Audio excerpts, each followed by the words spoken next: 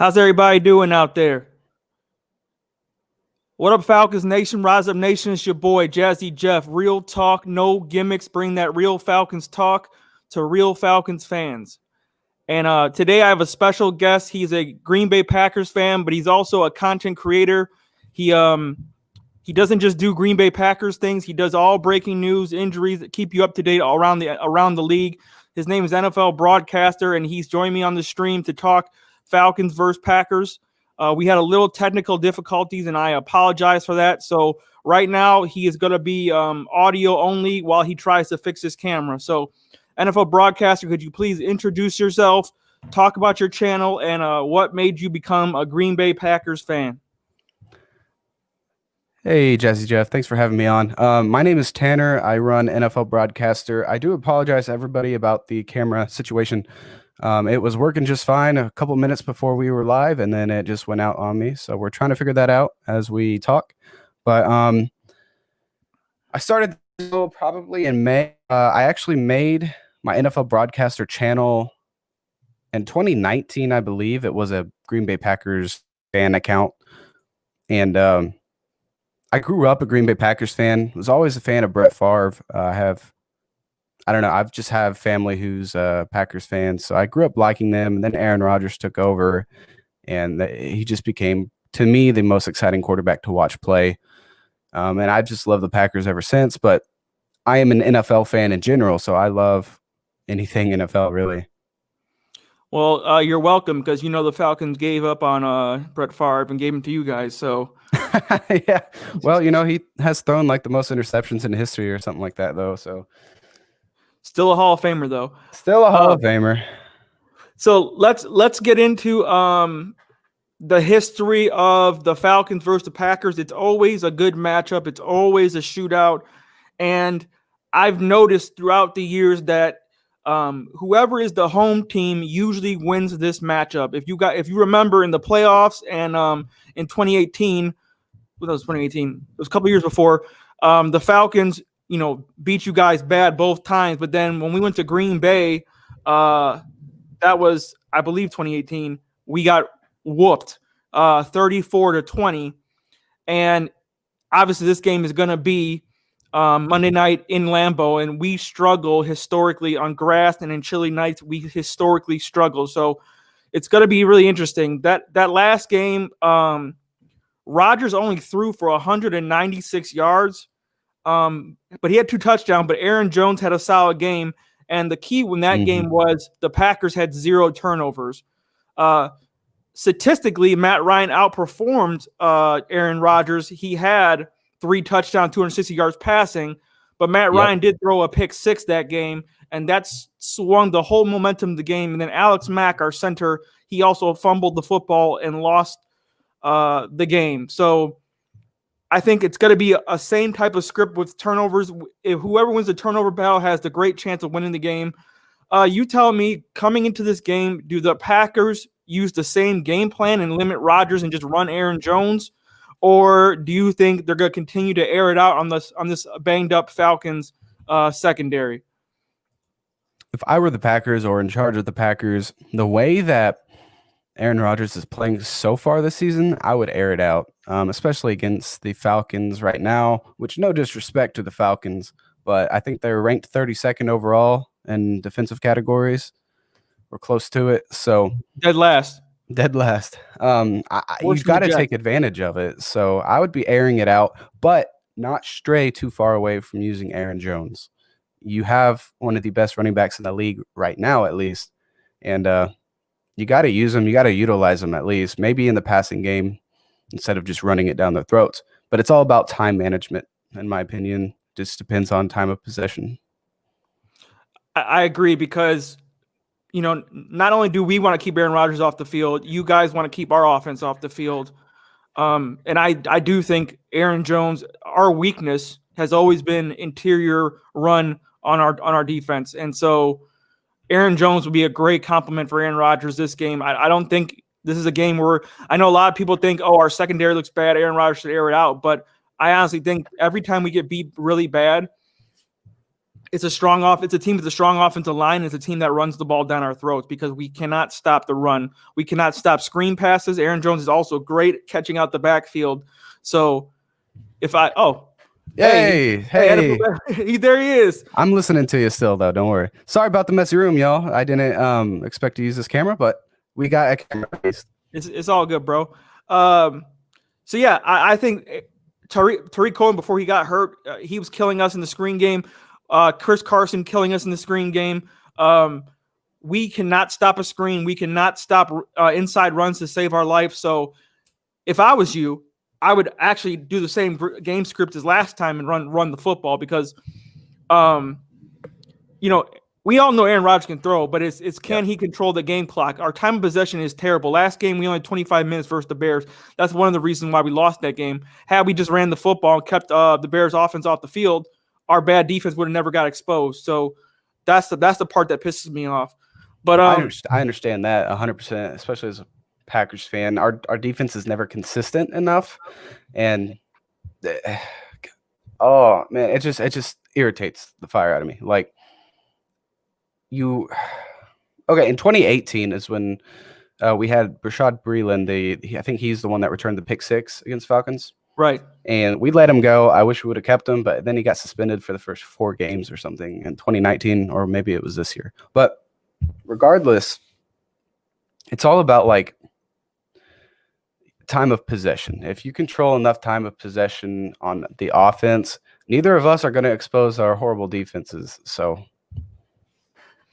I mean, you do have Zaire Alexander, who's one of the best man coverage corners in the NFL, in my opinion. He actually can play defense. So do you expect him to be on Julio Jones? Either him or Kevin King. And I don't trust King enough as much as I would trust Alexander. That's the thing is like y'all's offense is so much faster than our defensive players.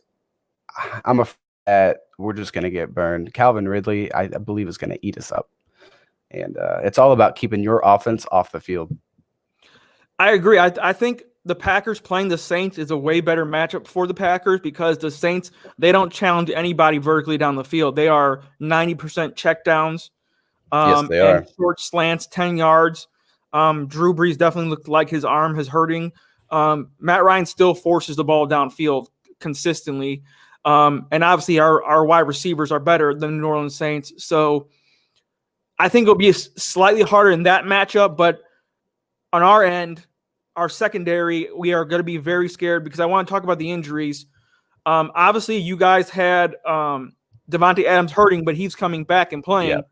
But then when he comes back, Alan Lazard gets injured, and now Alan Lazard is having surgery, so he's out. Of course. So speak on how that's going to affect your passing game. So what's impressed me so far is that we have it's through 3 games. I'm not going to get a big head or anything like the rest of the Packers nation, but over 40 points per game is what we're averaging. And we have one of the probably worst wide receiver cores in the league. And that's with Davante Adams. I believe he's a true number 1 wide receiver, of course, but like Absolutely. He can't make up a full core of wide receivers. The other guys are just not consistent enough, or they're just not proven in the NFL yet. So I definitely have concerns, especially with Lazard out now. Davante Adams is still questionable heading into Sunday or Monday. So if Davante Adams plays, he's obviously going to be the go-to guy, but we're going to have some other guys step up big time. One of those guys that I see being is either Darius Shepard, which I'm a big fan of Shepard. And I believe they also signed someone to their practice squad. I believe they should call him up. Packers sign wide receiver. Is it Robert Foster? I believe he was on the Bills. Mm-hmm. He's been in the league for a couple of years and just never really got anything going. But I think that he could be one of those like slot, fast, speedy, kind of can create some distance between him and the guys in front of him. I think he could be an X factor. Or Jay Sternberger, our tight end, second-year tight end. Yeah, and I want to say I think Davante Adams is kind of in the same mold as Julio Jones. He's a quiet guy who just goes out there and does his job and doesn't complain. And to me, he's such a good route runner. Even if he's injured, if he's playing, he's going to be productive. He's going to produce because his route running is so good. It doesn't matter how injured he is. He's going to get open. And that's the difference. He doesn't have to beat a guy off the line because his route running is so pristine. I still think he's a giant threat. But I want to get into the Falcons injuries real quick because it's looking like, just like you guys, we have a bunch of guys coming back, but then we have guys who are now injured. So first, the wide receivers, Julio Jones, Calvin Ridley, and Russell Gage are all looking like they're going to be coming back. Yes, Ghost Peppers, Calvin Ridley's dealing with the ankle injury, but he's been practicing, and it looks like he's going to go. Julio Jones said he's ready to go, and if you give him an extra day like Monday night, he's fine. Yep. And Gage had a head injury, so it looks like he's going to go. But so it looks like we're going to have the full complement of receivers that the Packers are going to have to deal with, which is very nice for us. If you watched the game last week, we were doing fine without Julio Jones because obviously Calvin Ridley is still a great receiver. But the moment Russell Gage got injured, Matt Ryan was just throwing the backups out there, and they were just doubling and tripling Calvin and bracketing him. And it seemed like that's when Matt Ryan started to hold the football longer, and he started to make a lot of mistakes that game. So it's going to be nice to see those two receivers back on the field. But the main guy that the Falcons Nation is very happy to have back is our guy, Kendall Sheffield. He's a cornerback. Mm-hmm. And the reason why is because Kendall Sheffield, he can play man coverage. He can play press coverage. He can play in zone coverage. And he's one of our best tackling corners on our team. And to see Isaiah Oliver struggle so much, we are so pissed off at him. He's bad. We no longer even want him on our team anymore. He's pretty bad. So with Kendall Sheffield starting, I still think Dan Quinn's still going to start Isaiah Oliver, but I think Kendall Sheffield coming back, I know Darqueze Dennard was having a great season so far for us, but Kendall Sheffield back in the nickel slot position is better than Darqueze Dennard. And he's just a better tackler. See, I got people already in the comment section saying, fuck Oliver. That's how much we don't like Oliver. So it's going to be nice to see that. He just makes a lot of plays. Also, Grady Jarrett, he's practicing again. He left with a hip injury. If you know anything about our defense, it starts with Grady Jarrett. We call him Baby Aaron Donald.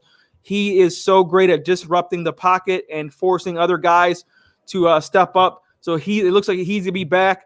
Fowler's going to be back. But then we lose Ricardo Allen starting free safety. And then Keanu Neal's not going to play starting strong safety.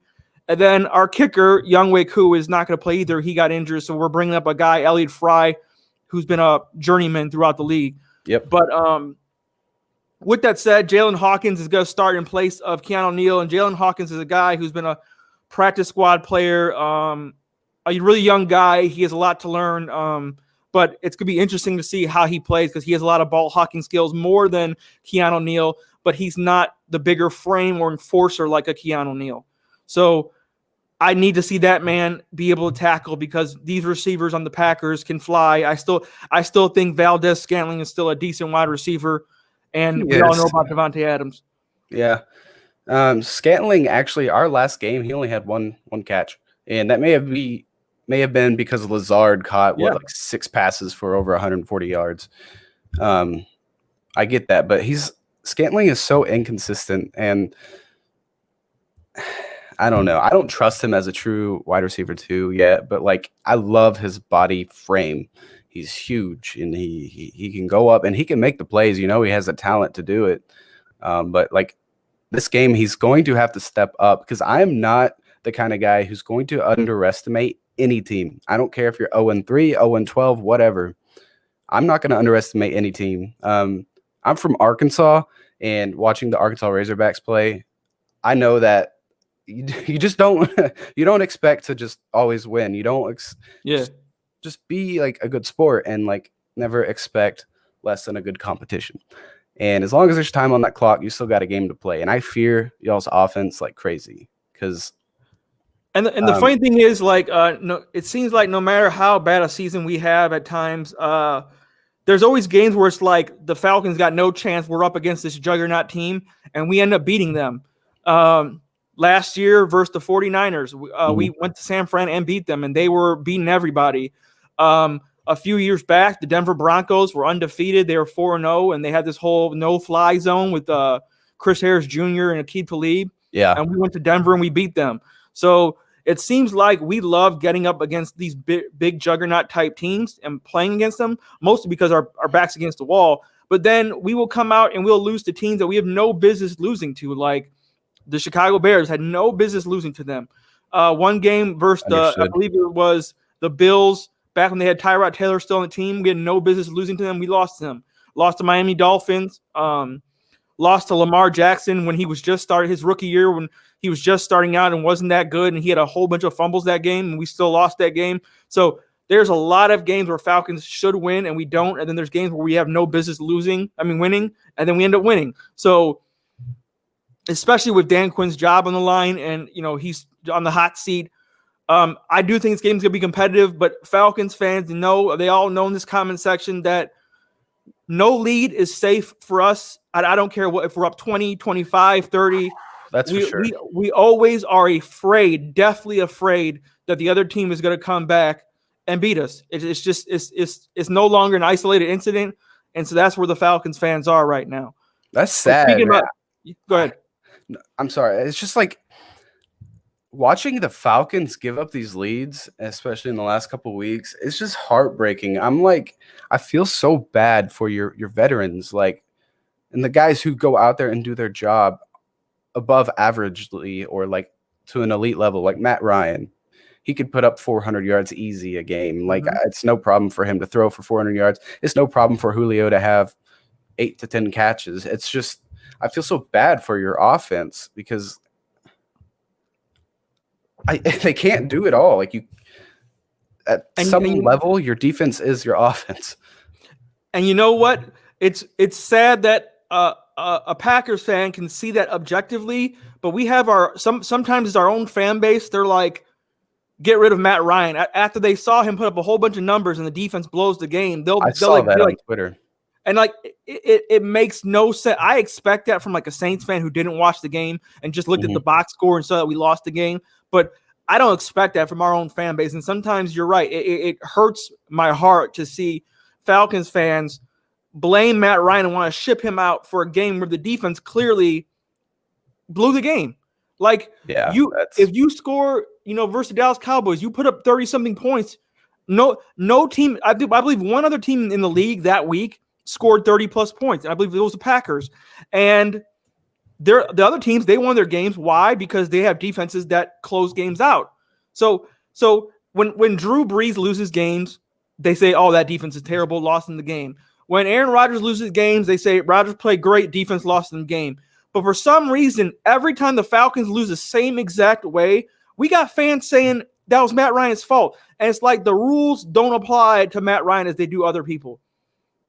If you remember for years, the Saints, they went 7-9 3 years in a row. Yep, I remember. And Drew Brees was still a decent quarterback back then. No one ever blamed Drew Brees for any of those games, any of those records. It was always the defense was trash. The media came out, defense was trash. The Falcons are starting to have the same exact trend. We have 2 years, 7-9, and people are blaming Matt Ryan, and I don't understand that. I'm an objective person. If it was Drew Brees' fault, then it's his fault. If it's defense's fault, I'll say it was the defense's fault. I'm not going to come out and say and be a homer and say, oh, Drew Brees sucks. It was his fault every single game. Because we all know football is not like that. It's a team sport, like you were saying. So Matt Ryan is the only reason y'all even won 7 games to me. Last year? Yeah. Who's your backup? Is it Schaub or Schaub? Yeah. So I remember when he used to be actually fun to watch, on the Texans. He used to be one of those top tier quarterbacks. But Andre Johnson saved his career back then. Yeah, and he's not gonna win. He's not gonna win you 7 games like Matt Ryan will with no defense at all. Matt Ryan, I used to not really like him, and I'm not the biggest Matt Ryan guy, but I put him in the top 10 quarterbacks every week, and just because he can get it done, and he gets it done with what he has. It's not his fault. I just feel pain for him. I do, and I kind of felt that with Phillip Rivers and the Chargers, but I don't want to switch teams here. But I feel that, and it's not his fault because he's the only reason y'all are winning 7 games a year. I mean, of course, you got your offense, you got Julio Jones. You can't disrespect Julio, but if you had a different quarterback there, you're not winning 7 games. That's for sure. Yeah, and a lot of people are saying, get Trevor Lawrence. I saw that. Get Justin Fields. Tank for Justin Fields. And it's like Justin Fields doesn't play defense. He's not going to stop anybody. It's going to be the same exact thing. If whether Matt Ryan goes out and puts 30 at half, Justin Fields goes out and puts 30 at half, what's the defense going to do? Because if he has the same defense, the results are going to be the exact same. I don't know what people are seeing. I think a lot of people are drunk on the Michael Vick running highlights. So they want to see a mobile quarterback like a Lamar. They see Russell Wilson running around. They see Josh Allen running around. So they want one of these guys who's going to run around all. But scoring points is not our problem. It's never been our problem. We've never been one of these teams where we're like the Jets and we can't score points. Like, that's not our problem. Our problem is the defense. It's always been the defense. The reason we lost the Super Bowl was the defense. So it blows my mind when people say that. Speaking about defense, AJ Terrell, our rookie corner, out for COVID, the only player ever to be out for COVID, and now Cam Newton is the second. And so that's going to hurt. AJ Terrell, for being a rookie, he graded like a 90 in Pro Football Focus. And if you watch the games, teams don't even try him. They try Isaiah Oliver, who's a second, third year player. And that's the market. That's how you know your cornerback is bad, because you should be trying the rookie. You should always be trying a rookie. Make him have a welcome to the NFL moment and have him get burnt. But no, they're not even trying him. They're trying Isaiah Oliver. And that's how you know Oliver is not that good. That reminds me of sorry. Go ahead. Okay. It reminds me of a few years in a row. I think it was from 2015 to like 17 to 8. We had Gunter, Demarius Randall, and we had a different cornerback. We had Gunter, Randall, Quentin Rollins. Yeah. The worst defensive back core I've ever seen. And they kept starting them over and over and over again. And it's just every single game. I was like, these guys are getting toasted. Like, stop playing them. And we had guys like on the practice squad or just cornerback depth. We had his name was Hawkins. I don't remember his first name. We had Lindsey Pipkins, he's floated around the NFL now, but he was a practice squad player. When he was on the field, though, like he was active for some games. He could play. And like, you can't get much worse than what we had out there. So I'm like, why are you still playing them? Just give these younger guys a shot. Like, just because you spend a first round pick on someone doesn't mean that they're not going to be a bust. Like, Demarius Randall just signed with the Seahawks, right? Yeah. With the Packers, the guy was awful, just absolutely awful. He was our first round pick in 2015, and he never played like a first round pick. And it's like they just kept playing him to see if he could develop. Like, he's a first round pick. He's going to be good. Just keep giving him 10 more years. No, it just makes me so mad. And the Aaron Rodgers had the same problem Matt Ryan's had his whole career. They never invest on the defensive side of the ball or a run game. So Aaron Rodgers has been carrying his team for years. And I mean, look what happens when they finally invest in defense and they draft a couple guys, get a couple guys in free agency. They start winning a bunch of games. I mean, What does that tell you? Matt Ryan's had a top 10 defense, I think, once in his entire career. Same with Aaron Rodgers. He's had a top 10 defense maybe twice his entire career. Yeah. And I mean, we've had some semblance of a run game, but Aaron Rodgers really hasn't had a run game since Eddie Lacy, I want to say. Eddie Lacy's like rookie season, that was it. Then he got like fat. Then he got fat. Yeah, he did. Is that what really happened? Is that why he stopped playing? He got so out of shape. He had I actually watched like a documentary on him, and he still like struggles with like some kind of eating disorder, and he just gains weight and he just hasn't been the same player since. He's not even in the NFL right now. That's crazy. Let me take a second to shout out everybody in the comment section, see what they're talking about. Jay Quill Kennard says, what it do, man? What's up, Jay Kennard? Zachary Stone says, yo, what up, Zach? Who else is in here? Seattle 88 says delay the NFL season for 2 weeks, 32 mandatory quarantine. I don't think that's going to happen because, money rules everything in America. So they're going to keep playing these games. That's for sure. Paul, go ahead. No, I'm just saying that's for sure. They're not going to postpone the season or anything. It's too much money. Paul Mack, this is no gimmicks right here. Hey, thank you for joining the stream, Paul Mack. Ghost Peppers, Calvin really dealing with the ankle injury? Yeah, but he's been practicing. He's gonna be good to go. Plus, we have an extra day to rest. Paul Mack, so we got Chef back. Yeah, I'm so excited to see Sheffield back. I always talk about him. I played corner in high school, and I love watching cornerbacks. Every time I watch football, one of the things I watch is cornerbacks. That's like the number one thing I watch. And Sheffield, man, he can tackle, he can play man, he can play zone, and it's just night and day. If you see him versus like an Isaiah Oliver, it's night and day. So I'm so excited to see him back. Dirty Bird says, yeah, Sheffield is great. Dirty Bird wins Isaiah Oliver's contract up. Yeah, we are ready to ship him right now. We're also calling up Jordan Miller. He got suspended, I believe, for PEDs, but he's coming back. We call him back up. Who else is in here? Ghost Peppers. Isaiah Oliver and Jair Alexander came out the same draft class, if I'm not mistaken. Is that true? When does Alexander come out?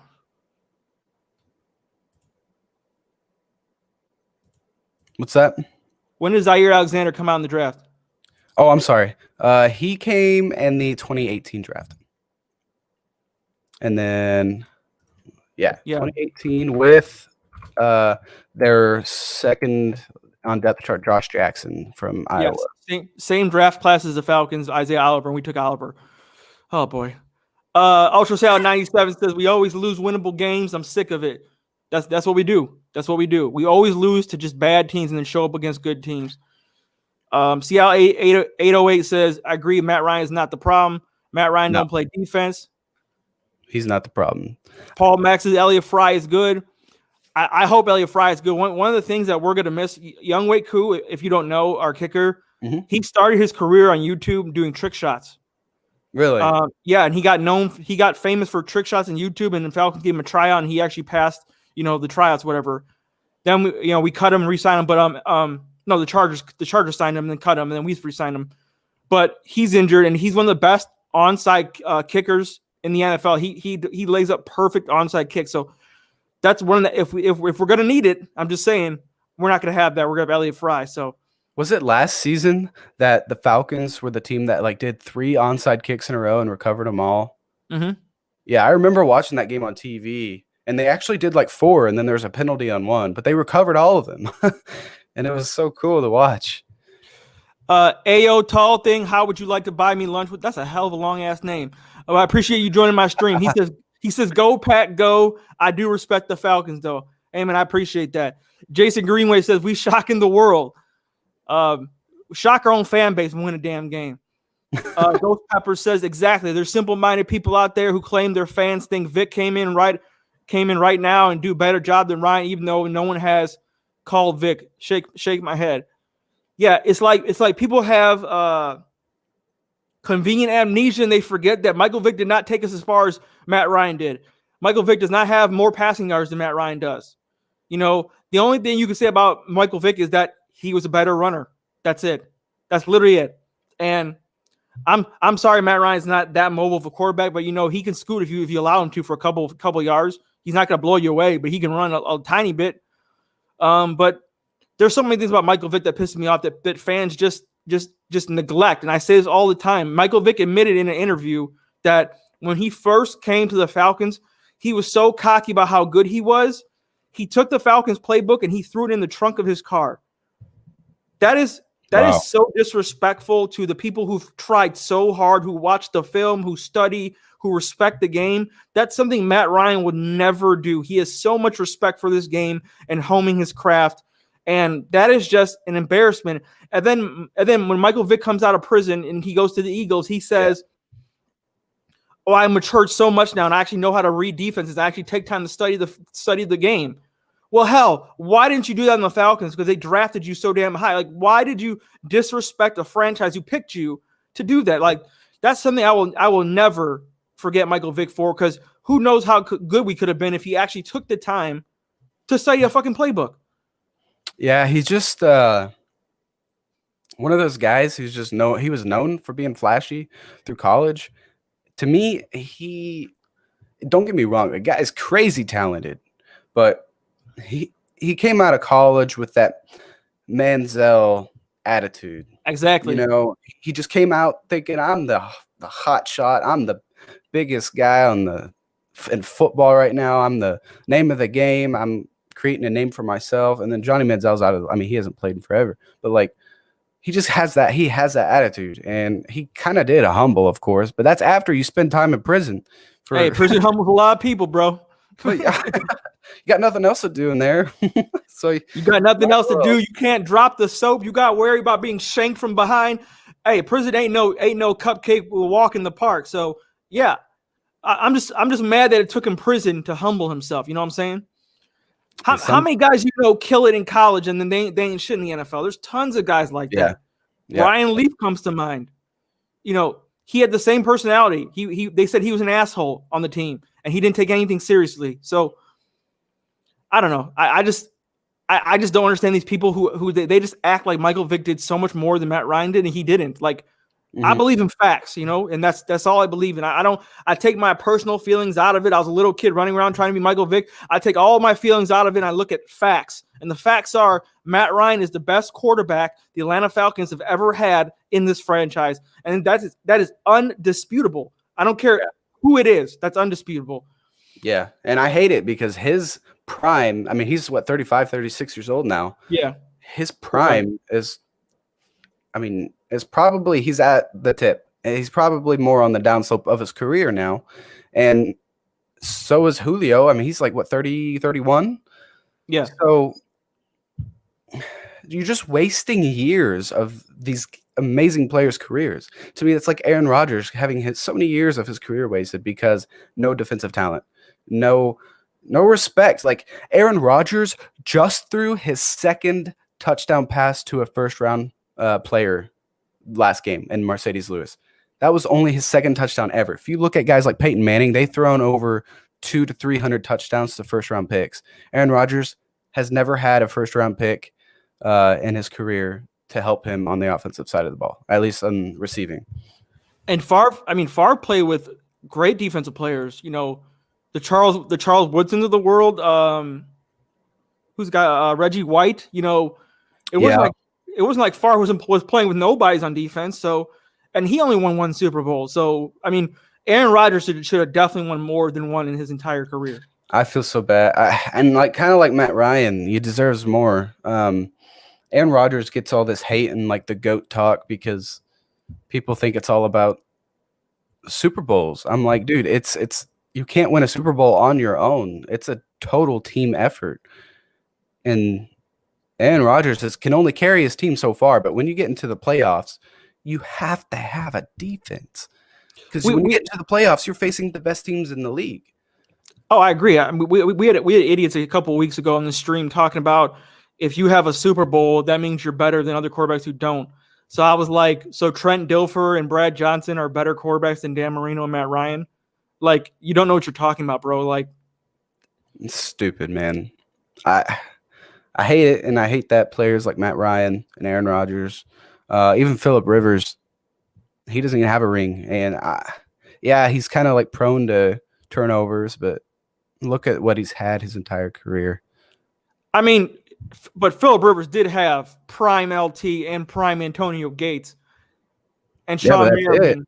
He's had since 2014, Phillip Rivers has not had a top half offensive line. Like, he's not had an offensive line ranked over like 16 or 17 in the league. I agree. But those playoff games versus the Patriots, he should have won one of them.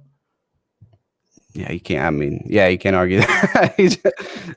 He disappoints, but let's go back in the comment section. King 55332 YTFTW.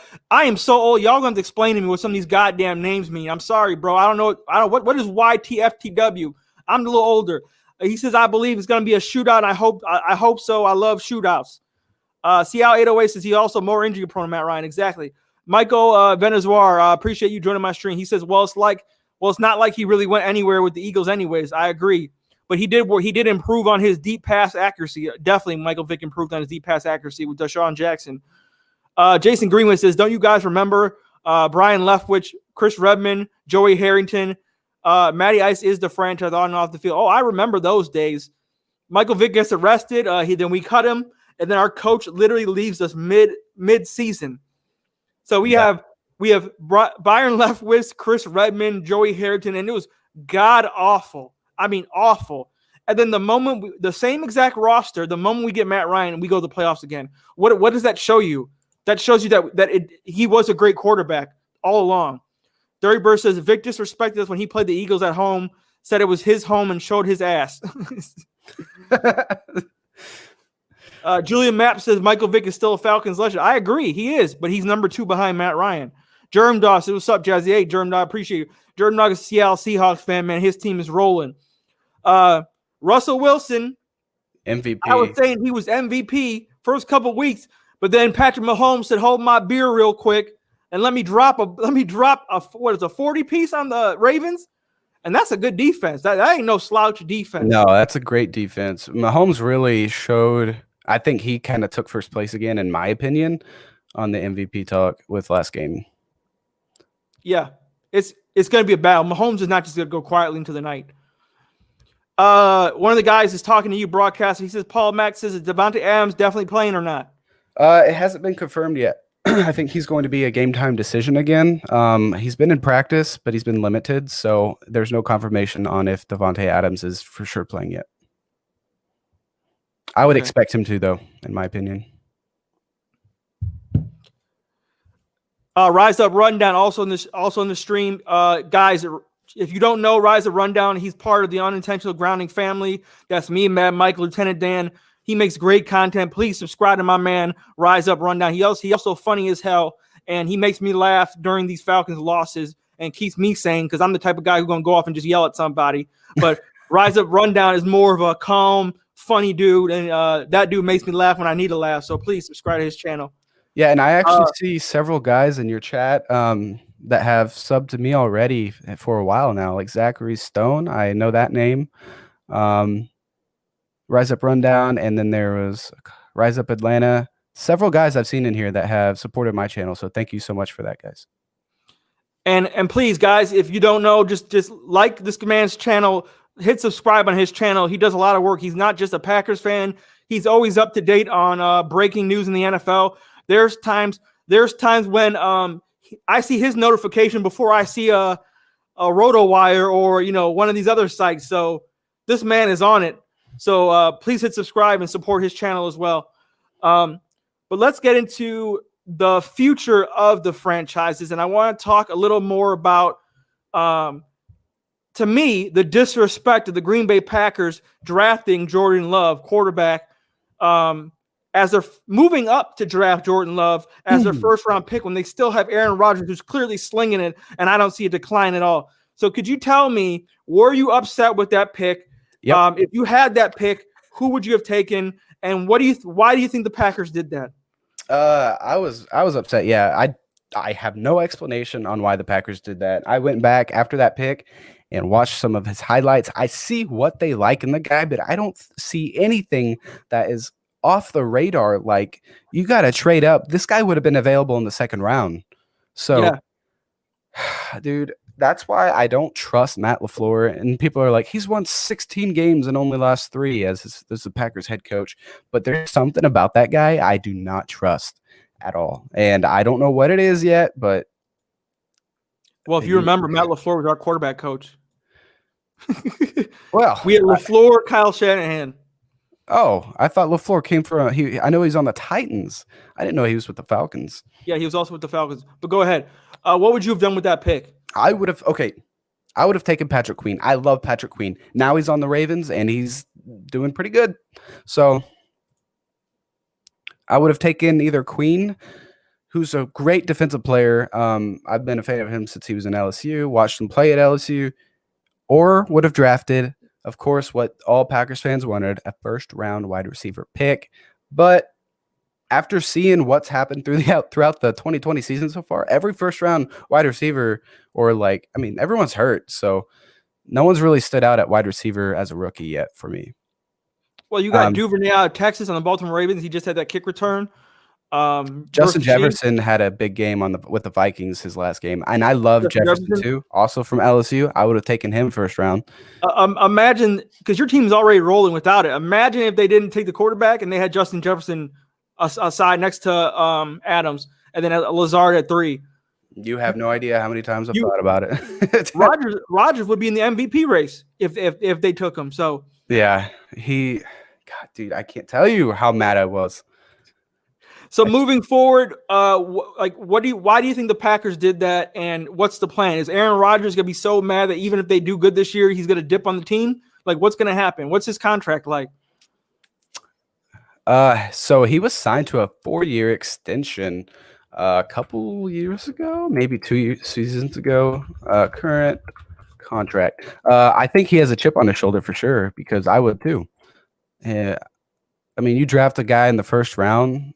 They were doing exactly what they did to Brett Favre with Aaron Rodgers. So,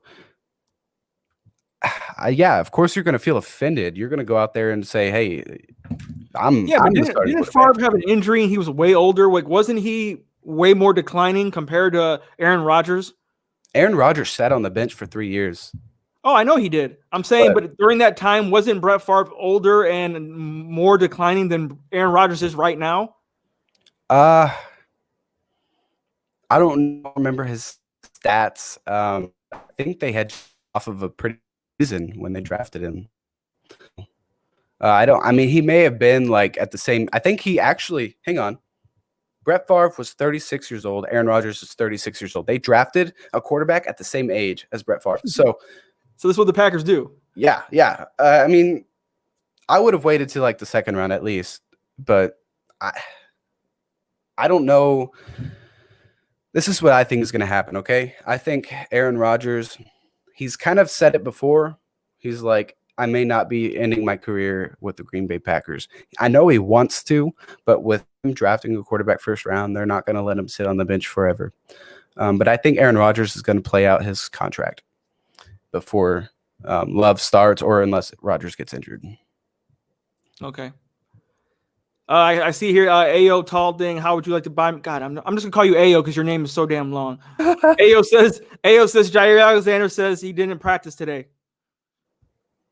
Says Alexander didn't practice today.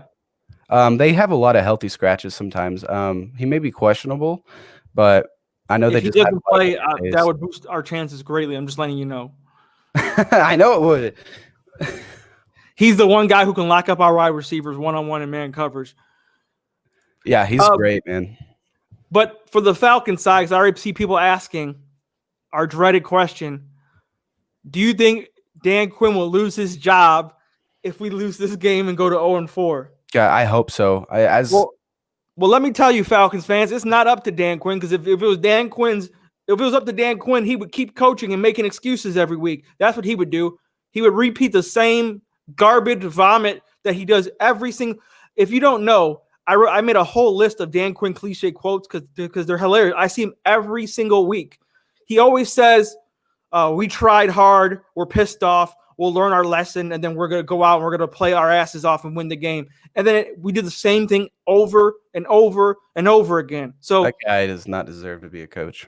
Like I said in my Packers and Falcons breakdown, I said it's on Arthur Blank. Arthur Blank needs to take his hand, put it down his pants, and find his nuts and fire Dan Quinn if we lose this game. You hear me?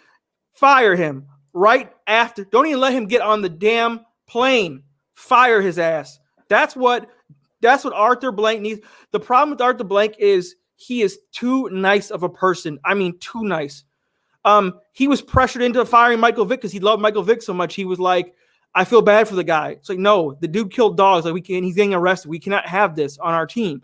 We are known for getting really, besides Michael Vick, we are known for getting polished, nice players who don't commit crimes or overall don't do bad things, And that stems from Arthur Blank and Thomas Dimitroff and Arthur Blank, sometimes he's like a Jerry Jones. He's delusional. He has this blind faith in his coaches, and he gives them way too much leeway, whereas other teams, Dan Quinn would have been fired a long time ago.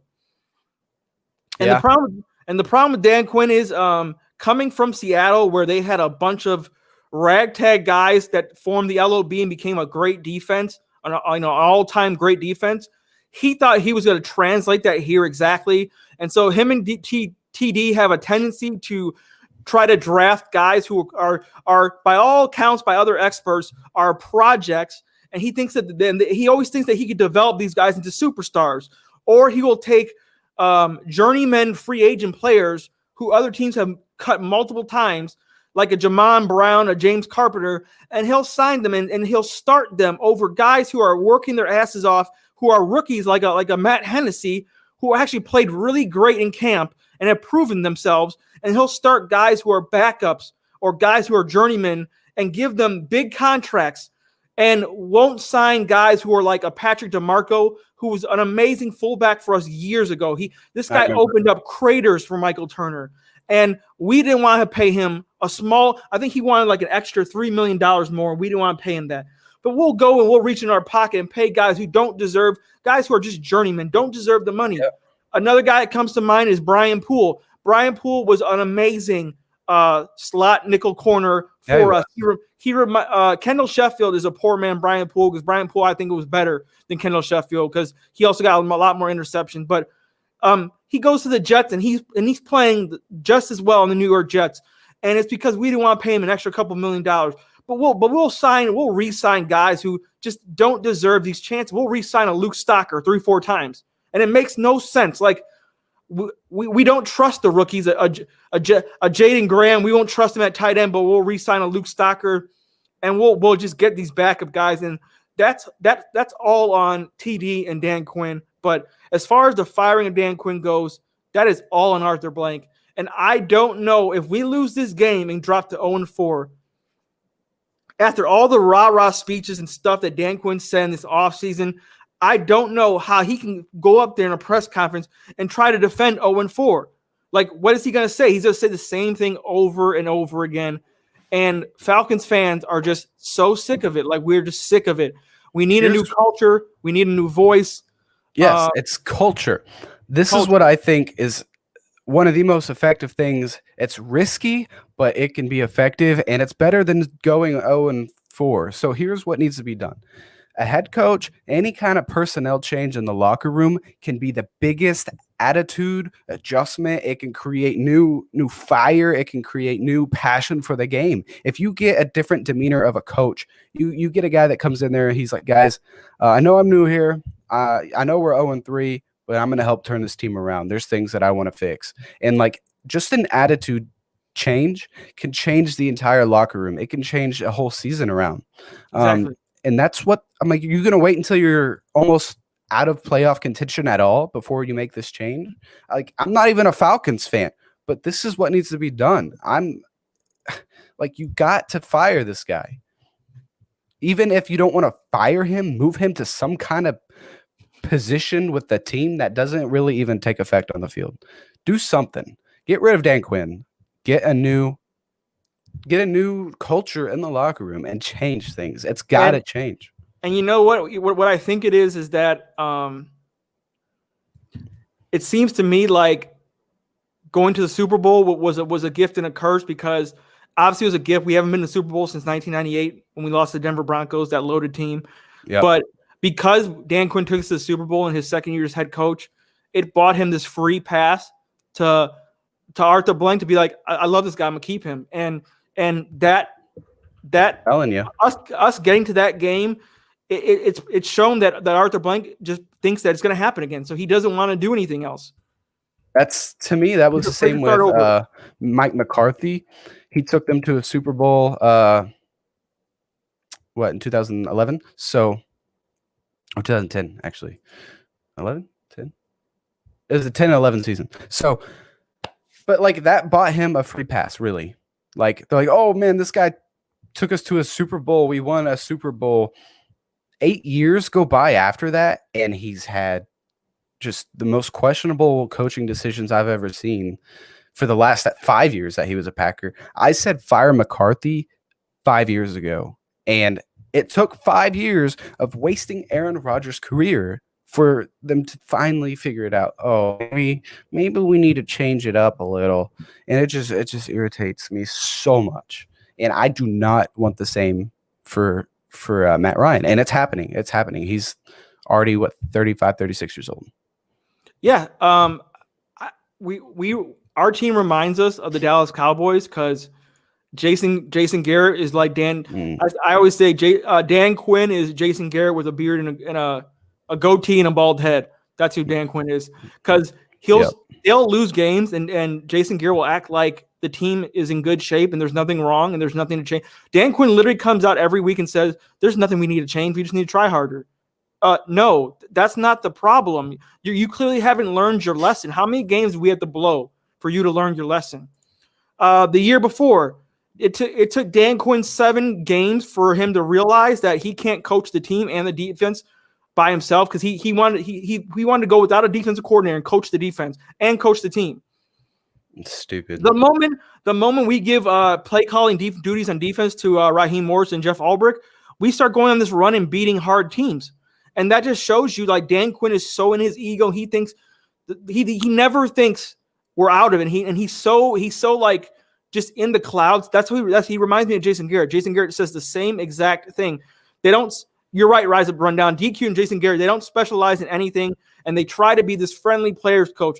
Yeah, he's a guy that you want to hang out with, grab a beer with, but he's not a guy who's going to grab players by the collar and let them know this is what we need to do. And I always say I want a tough-nosed coach. Like, I want a John Harbaugh. I want a Bill Belichick type coach on our team, because that's what we need. Being buddy with players does not always work. Yeah, like the Jason Garrett and Jerry Jones. Like, I don't care about your relationship. Hang out. You can hang out if you want, if he's on a different team. Just like, obviously he's not winning. He just hasn't proved. We'll go to the playoffs. You'll just become known as a team that can go to the playoffs, and that's it. You never expect anything more. Jason Garrett, never liked him. He just stood there. Watch Jason Garrett. He just does this on the sideline. He just walks back and forth and just like, like that. That's all he does. Cowboys fans call him the clapper, because that's literally all he does. Yeah, I forgot about the clap. Like, he literally just. Yeah, and that's like golf claps. Yeah, that became Dan Quinn. He is the post game conference, post game press conference robot. He says the same thing over and over and over again. And you're right. It's just time. Another guy, Andy Reid. Andy Reid was a player's coach, and for the longest time, great offenses, but he never won anything. And I think, no disrespect to Andy Reid, the moment he got Eric Bieniemy and one of the greatest quarterbacks to ever live, Patrick Mahomes, they win a Super Bowl. But I don't know if that's on Andy Reid, because Andy Reid is one of those guys who can never elevate guys to winning above their potential. I think Andy Reid just fell into an amazing situation to me. I get that. I can also argue it because Andy Reid with the Eagles, I was a big fan. They should never lost the Patriots in a Super Bowl. No, of course not. But I'm Andy. Like, I loved him in Philadelphia. I think he had Shady McCoy. He had Vick, right? When he came out, he went to the Eagles for a little bit. He took that risk on him. No, I'm talking about when Andy Reid was with Donovan McNabb. Oh, McNabb, that's who it was. I get him. Yeah, McNabb. He was a great quarterback. They had Westbrook, McNabb. They had Terrell Owens. They had a full roster of players capable. That's true. Yeah, I liked him then. But remember when Chip Kelly took over when Reid left? He just destroyed that team, and now everyone thinks Doug Peterson is like the coach. I'm like, Doug Peterson. I'm not saying Andy Reid is a good coach. It's not a bad coach. You should never downgrade a Chip Kelly. He'd ruin that team. Ruined it. Yeah, he did. I mean, he killed what's his name? The running back of the Cowboys, DeMarco Murray. Yeah, he did. Yeah, I forgot Hey, about Murray. hey, DeMarco Murray is a downhill runner. Let's run him side to side on jet sweeps because that's a smart thing to do because it worked in Oregon. No, that's not how football works. Chip Kelly's a joke, man. Man, let's go to the comment section. Hey, Steel Wings, appreciate you joining my stream, bro. He said they really did embrace the suck. If you don't know, a couple of years ago, after the Super Bowl hangover, Dan Quinn thought it was a genius idea to come up with this motto: "Embrace the suck." And he explained it as we embrace sucking that year and we internalize it and we learn from our mistakes and then we come out and we do great. Nobody wants that on your damn slogan. Go Falcons, embrace the suck. And you know what? I think he took it literally. He was like, yeah, you know what? I'm actually gonna be the suck. He became the symbol for sucking. And that's when I'm like, you lost me. You lost me completely. Embrace the suck. What is that? How do you go out and face teams and that's your logo? That's your motto. And it's Dan Quinn isn't even the kind of coach. He's not an Andy Reid. He's not a Bill Belichick. He's not a Harbaugh brother. You go on a losing streak like this, dating back to what, even 2-3 seasons ago, just watching starting 0-3, you could have the potential this week to go 0-4, just to be honest. But most coaches would be out of there. That's kind of like right now, I can't decide between Dan Quinn and Gase, who should be fired first. I believe it's Dan Quinn, but like they're both so bad. It's like, how are you not out of this situation? Well, Gase will be fired first just because he doesn't have any playoff success. But you're right. They are equally the same level of coach. Like they're crap. They're crap coaches. Dirty Bird says every week he might as well skip press conferences and go home. He never takes responsibility. That's another thing. This man has the audacity to come up on the camera and he says our players need to look themselves in the mirror. Everything he says is projection for himself. Like he never takes responsibility for the things he does. And they ask him, "Are you going to make changes?" He said, "No, I'm not going to make changes." Like, what's that old saying? If you do things repeatedly, expect the same results. That's the definition of insanity. Yeah. Yeah, that's what Dan Quinn does, and it's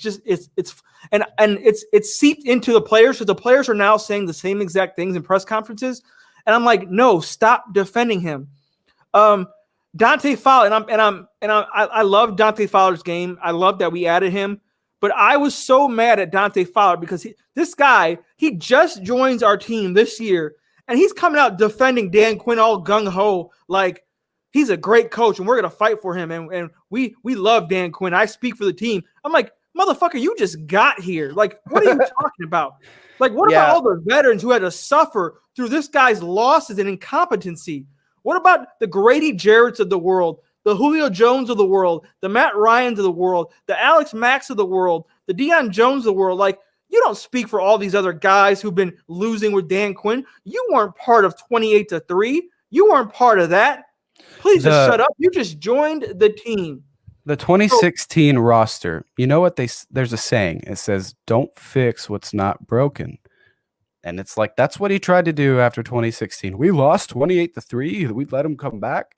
Like, yeah, don't get me wrong. The defense it had its issues during that Super Bowl run, but you totally like destroyed your defense. You didn't re-sign guys. If it's working, I mean, don't try to fix what's not broken. It wasn't technically broken before, but like, I don't know. It's hard to explain, but like, you know what I mean? Yeah, I know exactly what you mean. We got somebody up here said that Peyton Manning made Adam Gase just like the LOB made Dan Quinn. When did Peyton Manning had Adam Gase? I didn't know that. Peyton Manning. Was that when he was on the Broncos? It may have been. Because he was awful on the Broncos. That defense saved his life. Well, he was awful his last season, but he was so amazing in the 2013 and 14. Julian Mapp says we need Tat to play Monday. Tack has not been seen on practice. He's gonna be questionable. That's another thing that Falcons. That's the main reason we declined Tack McKinley's option. The guy is always good for like a series, a half, and then he always gets injured, and it's always the smallest little injuries, and then he doesn't come back. Like and this guy made a whole bunch of. If you don't know, this guy made a whole bunch of workout videos, and he's changed his diet, and his shoulder is completely healthy, and he's gonna kill it this year. He also said, if I don't get 10 sacks, I will shave my dreads off. Like he always talks so much on social media, and then he comes out and gets injured, and then never plays again. And then Tack McKinley is so frustrating, guys. We can in the comment section, Falcons Nation, we cannot rely on Tack McKinley anymore. Just like we cannot rely on Keanu Neal anymore. The guy is a damaged goods type player. He is Cam Chancellor 2.0. He is great. He can knock people out, but he cannot stay healthy to save his life. Gase was the Broncos OC. The European OC. Okay. In 2013 and 14. In 2013, I remember it specifically because I had Wes Welker, Eric Decker, Julius Thomas, and Manning as my fantasy team. And every single week after week, they would destroy. He passed for 55 touchdown passes that year. But that's the year they didn't win the Super Bowl, right? They did not win. They won. Right. They lost. I was talking about the year where they won the Super Bowl and Peyton Manning looked like a shit sandwich. 2015. And the defense was just going off and beating people down, and that's how they won the Super Bowl. That was 2015 when they lost. When they won. I'm sorry. Steel Wing says, yeah, we passed on TJ Watt, bro. Yeah. A lot of people down TJ Watt. They said he wasn't the same as his brother, and it's turning like production-wise, he's better than his brother right now, and he doesn't get injured like his brother. His brother, dude. Long-term investment. I'd rather TJ. He's so made of glass. Rise of Runs Down says, Jazzy, do you think Rico should go? Unfortunately, I was one of the biggest defenders of Ricardo Allen. If you don't know, he's the brains of our defense. He made all the defensive calls. He's such a smart player. He's one of those guys who's not the biggest guy, but he worked his ass off and learned, studied a lot of film to get on the field to even start. He started as a practice squad player, and he became a perennial starter for us. But his injuries have mounted up, and he's no longer the Ricardo Allen I used to know. And he used to get by on his intelligence on the field and knowing where everyone is. And I'm starting to see him make mistakes like that. That pass interference that we had, I believe, versus the Seahawks when we had them down 3rd and 25. And Ricardo Allen got just a boneheaded pass interference that I don't think I've ever seen him make a pass PI like that. And it was like that showed me that was not the Rico I know of old. So, and it's sad because he's still in his prime. Yeah, Ricardo Allen and Keanu Neal. I'm no longer defending them anymore. Guys who don't need defense anymore. Like I'm no longer defending guys that used to defend anymore, and that's how bad it's gotten. Guys I used to stick up for, I can no longer.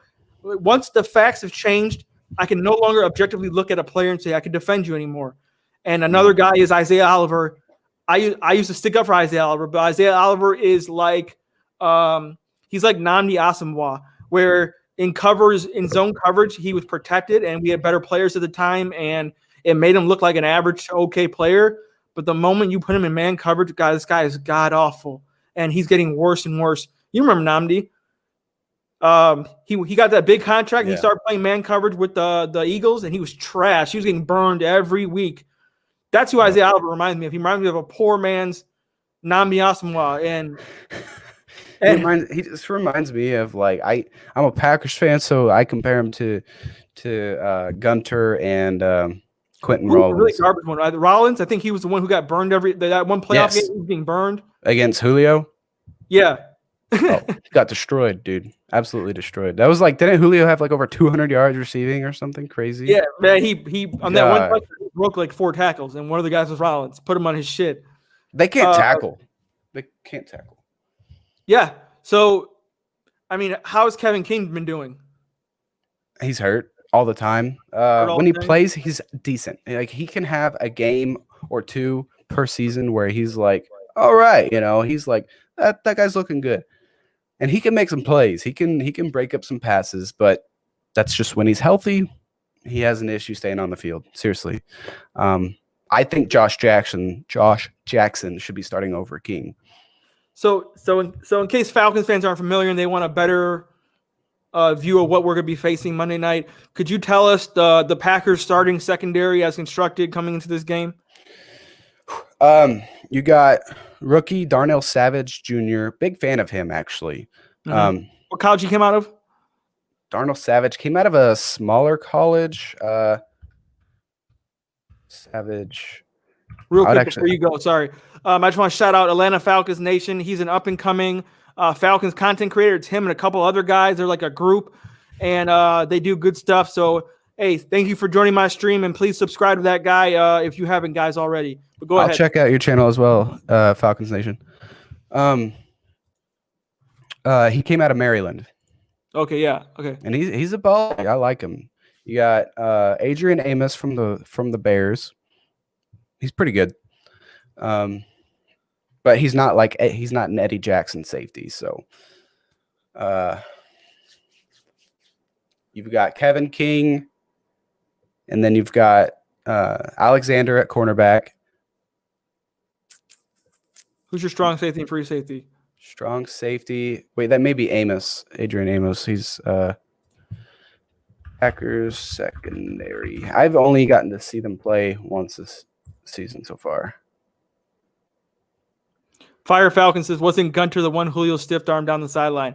Julio stiffed a couple of people, but I believe Gunter was the last one. Gunter was so crap, dude. But on that play that we're talking about, the playoff game versus the Green Bay Packers versus the Falcons, and we destroyed them 2016. Rollins was the first guy who tried to guess on Julio Jones and then try to tackle him, and Julio Jones just shook him off. Mm-hmm. And then Julio passed up another guy, broke his tackle, and then Gunter was the last guy who got the shit stiffed armed out of him. So, yeah, you're right. Yeah. We have Adrian Amos, Darnell Savage. We signed a couple of free agents this year. So we have Chandon Sullivan, Josh Jackson. He's like third or fourth on the depth chart, even though I think he should be higher than that. You got Zadarius Smith. He's our outside linebacker with the Preston Smith. And we signed, Christian Kirksey. He's the inside linebacker. And I like Christian Kirksey. He came from the Browns, but he got hurt last game, and I actually need to check on his status. And talk more about Kenny Clark. I've seen him rated above Grady Jarrett. I haven't watched enough Packers games to know how good he is to get a sense of him. Explain the impact of Kenny Clark not being there on your defense. Kenny Clark was literally,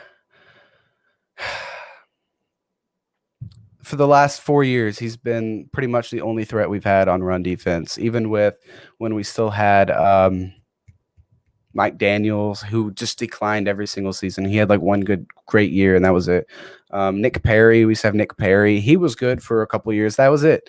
Kenny Clark this is his 5th NFL season. The guy is only 24 years old. So, I mean, he's so good for how young he is. And Kenny Clark has the ability to stop the run on either side of him. He's athletic enough to just close those little gaps that the offensive line tries to make for the runners. And now that we don't have that inside guy, our run defense is awful. It's absolutely awful. The Smith brothers don't really provide much help with that. They're more of just blitzing help. Yeah, they're just pressure on the quarterback. It's like the Packers have always had issues tackling. I don't know who they have for their coaches, but they cannot tackle. They just throw their bodies at people like that. When Julio Jones roasted us, coaches. Yeah, it's like Arkansas coaches. I call the Packers defense the professional version of the Arkansas defense. It's just bad. Y'all still have Blake Martinez? No, he's with the Giants. And Kyler. Good. Well, I'm so iffy on Blake Martinez. His stats look amazing. He's got he'll have over 100 tackles a season solo, with a couple combined. But he sucks in coverage. Blake Martinez is awful in any kind of pass coverage situation.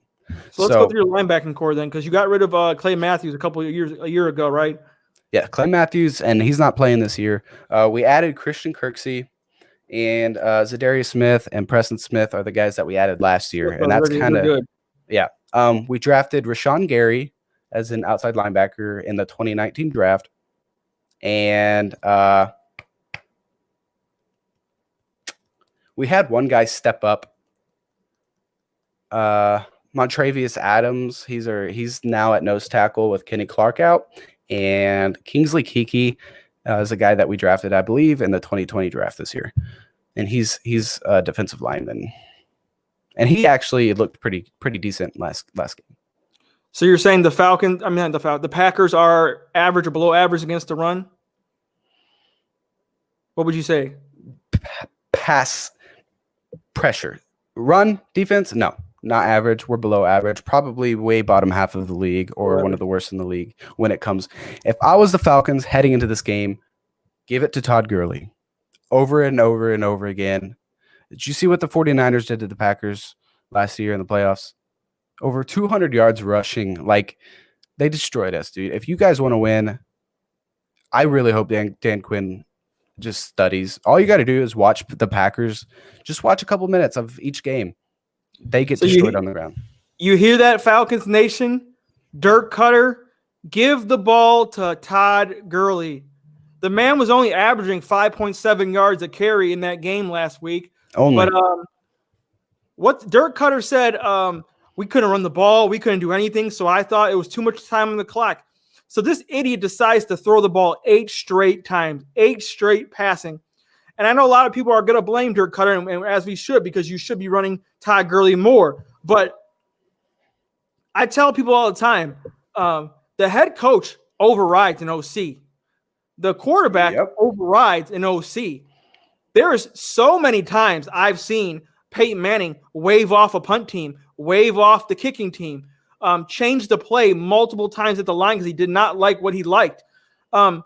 So Dan Quinn, if he really wanted to, when Cutter is calling 8 straight passing plays, Dan Quinn could have got on the mic and said, "Hey, run a damn run play. Give the ball to Gurley more." He could have done that. Matt Ryan, he could have checked into a run. Now that's a lot harder for Ryan because the personnel might have not been out there, or he might not have had enough time to change the play. But it's not just on Dirk Cutter. Dan Quinn is the coach. He's watching this and he's letting it happen. Dan Quinn has way too much faith in his offensive coordinator. And one knock I always say on Matt Ryan is also too nice. Matt Ryan needs to sometimes have that asshole that Aaron Rodgers have, where he's like, "No, I'm doing this myself. I'm changing the play. I'm doing what I want to do because I've been here long enough."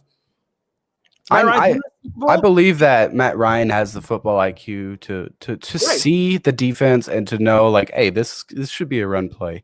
But I don't see him changing the plays like he should. Ryan has the IQ. He's been an NFL MVP. He's been in the Super Bowl. He has enough cachet and experience to say that play is BS. I'm changing it. No, go to the sideline after a play and say, "Why are we throwing it so much? Run the football." He has that cachet, but there's so many times I see Matt Ryan in press conferences and stuff. He says, "I trust the OCs to do their job, and I just run what they're going to call." And I don't need that from Matt Ryan. I need Matt Ryan to be more of a little asshole. He's too nice at times, and that's what bothers me about Matt Ryan. Aaron Rodgers doesn't do that. As much as people criticize Aaron Rodgers for being an asshole, Aaron Rodgers knows when to take the bull by the horns and say, "I'm changing stuff. He'll get it done." Yeah, he'll get it done. Yeah. Tanner, do you think Aaron Jones should get a contract extension? Yes, I do. I believe Aaron Jones should get a contract extension, but first, I believe that David Bakhtiari needs a contract extension first, because without Bakhtiari, he has been the highest rated offensive lineman in the league for like the last 2 years. And has your backup running back threatened Aaron Jones at all?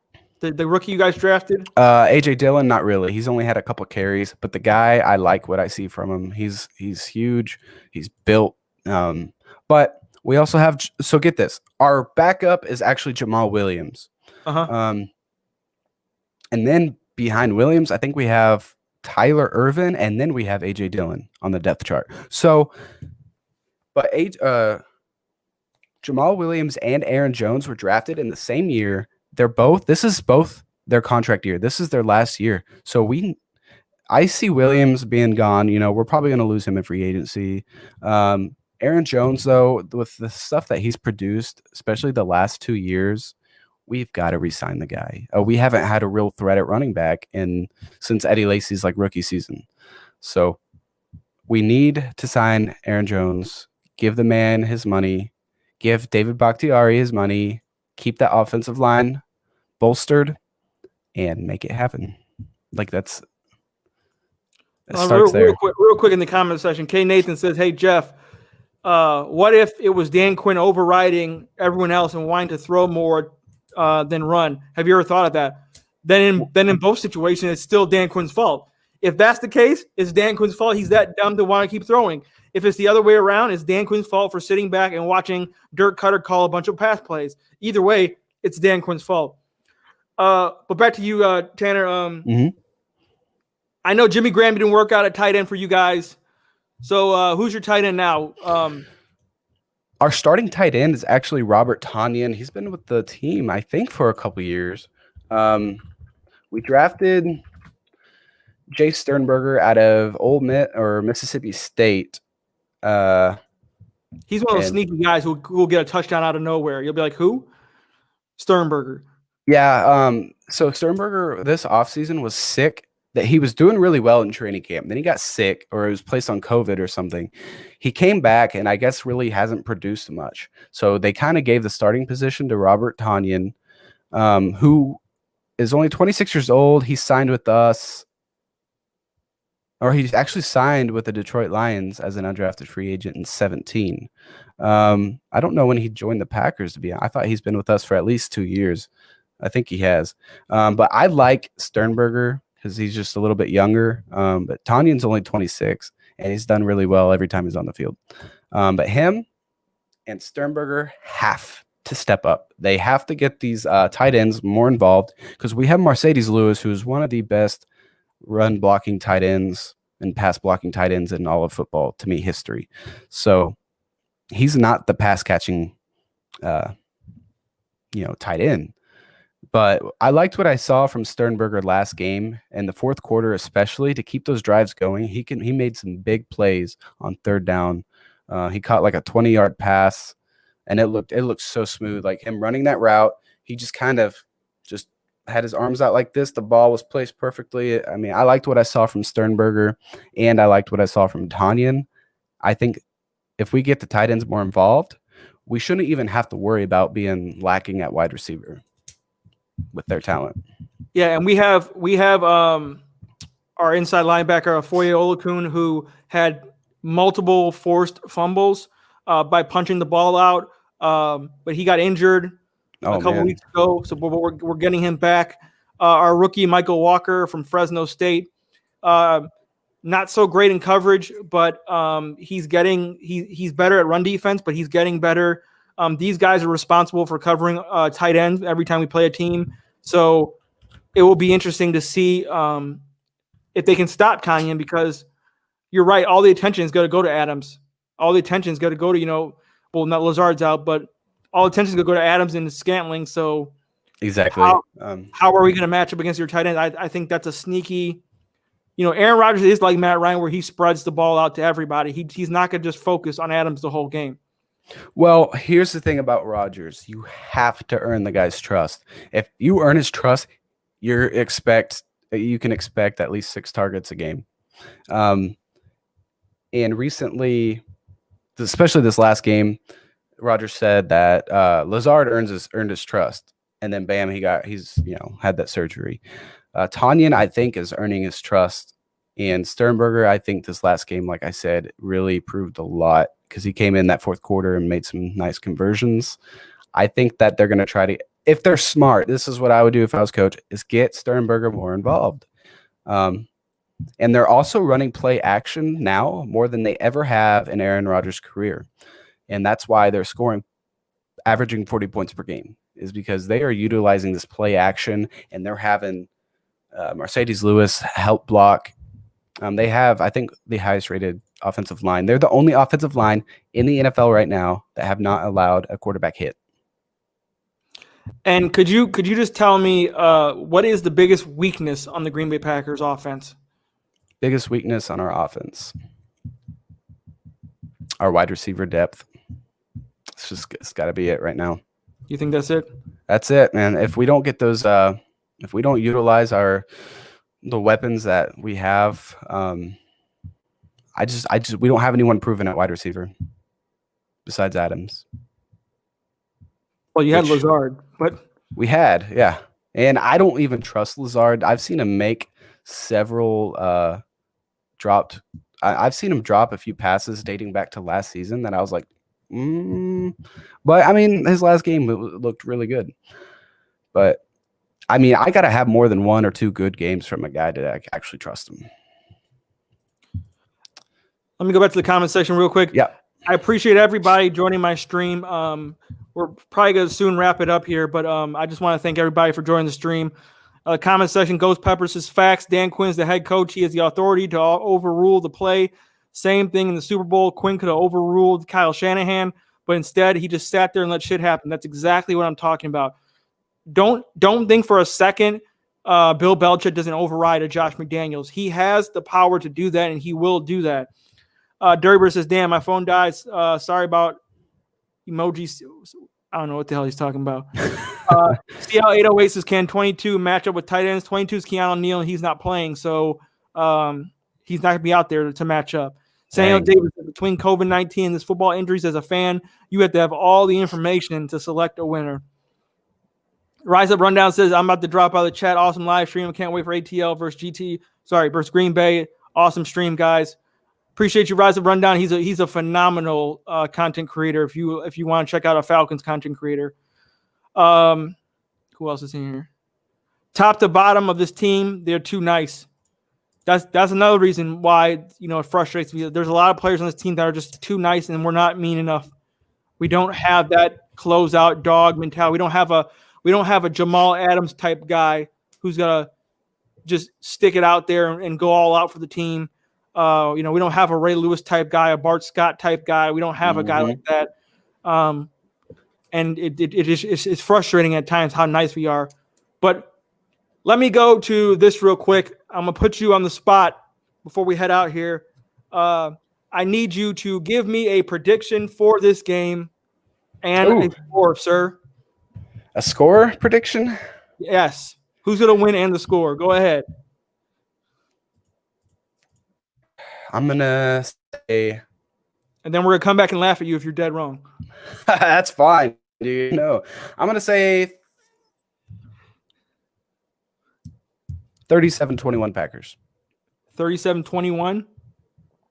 37-21 Packers. So we're or gonna be down. 37-28. Which one, sir? Oh, with your offense, 37-28. 37-28. Oh boy. I guess I gotta make a damn prediction. I had us losing this game on my season schedule preview. Mm-hmm. But I didn't expect us to damn lose to the Bears and Cowboys, and I had us going 3-0 and then losing to the Packers to drop to 3-1. Oh gosh. So sticking with my original script, well, I guess I don't even have to because it's out the window by now, but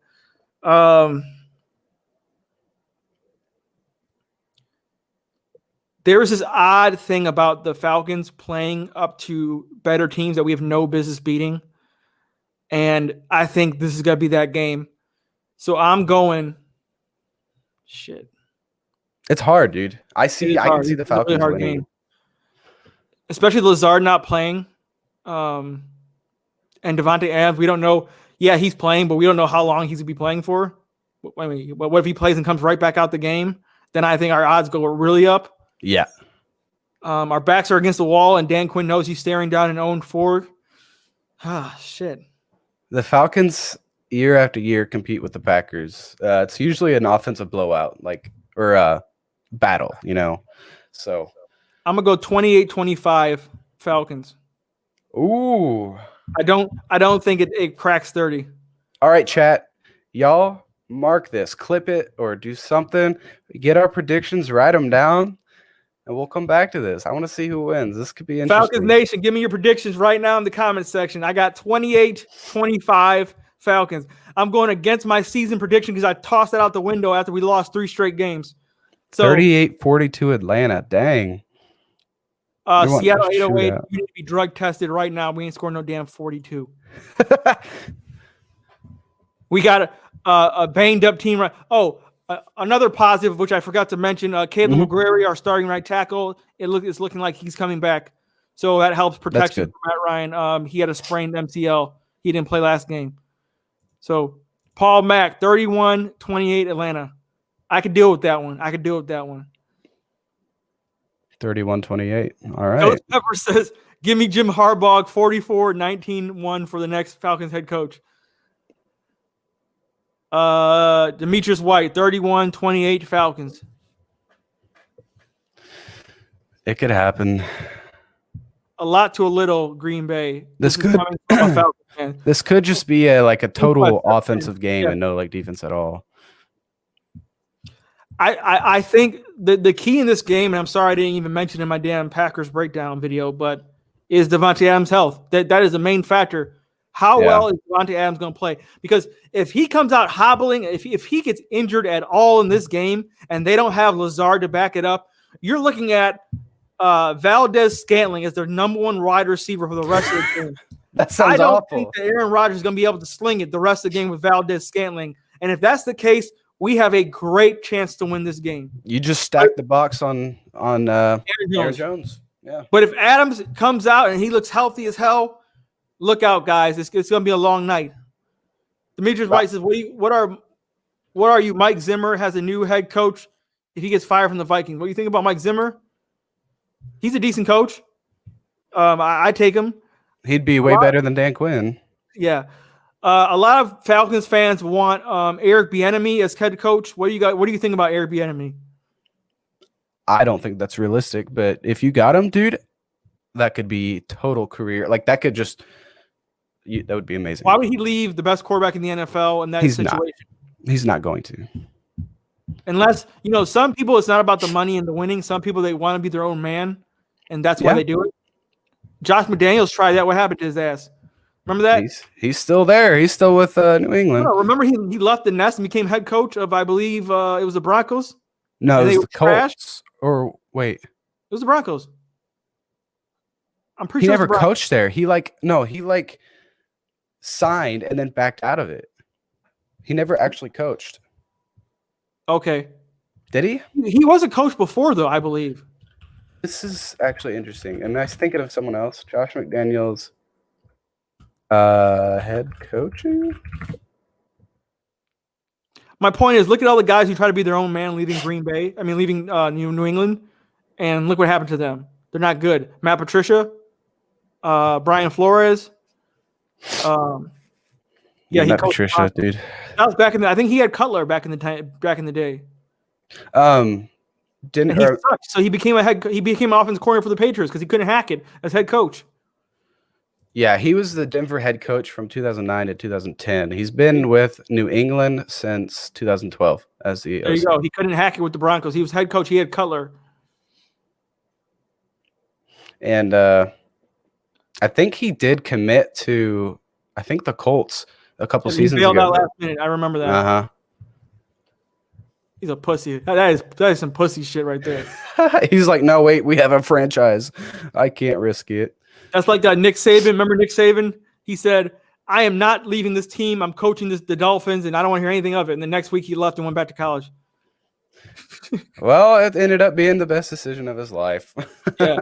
My dad went to Michigan State, so he's a giant Michigan State fan. So he will never forgive Nick Saban for just leaving them high and dry and going to LSU. I forgot he coached at LSU. Yeah, that's what Nick Saban does. He leaves teams high and dry for a better opportunity. Kind of like Arkansas when we had Petrino. Petrino, I think he was actually a staff member with the Falcons back in the day. Yeah, he was. What about Brian Billick, Bill Cowher? I know it's a long shot, but it's worth a try. I mean, if you can dust off a John Gruden and he's doing great again, I mean, possibly could dust off a Brian Billick and a Bill Cowher, but have the times passed them by? I don't know. They are definitely more hard-nosed, yelling type coaches. Who knows if that's going to fly in the NFL these days, especially, with, all these sensitive players. A guy like Julio Jones would really appreciate a guy like a Brian Billick or Bill Cowher. A guy like Matt Ryan would definitely appreciate those type of coaches. Would it resonate to the rest of the team? I'm not sure, because our culture, we're so used to these nice-ass player coaches. So I don't know if it's going to resonate to the rest of the team. But I wouldn't mind giving it a shot.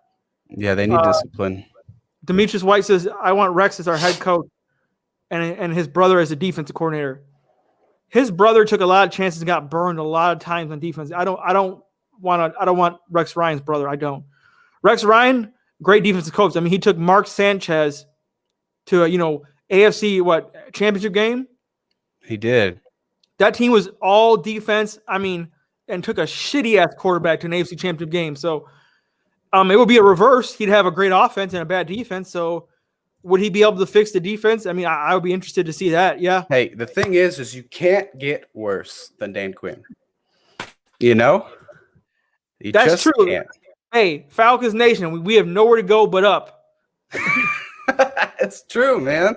You can't get worse than Dan Quinn. So anything's probably an improvement. If we finish worse than Sam Darnold and the Jets, we just need to just retire the team out of the NFL. Just hang it up. I will terminate this team if we do worse than the Jets and Sam Darnold, because they are god off. Rex for head coach. Too early for Flores though. Yeah, Brian Flores needs a little more time to turn around. See, Glenn, I appreciate you joining the stream.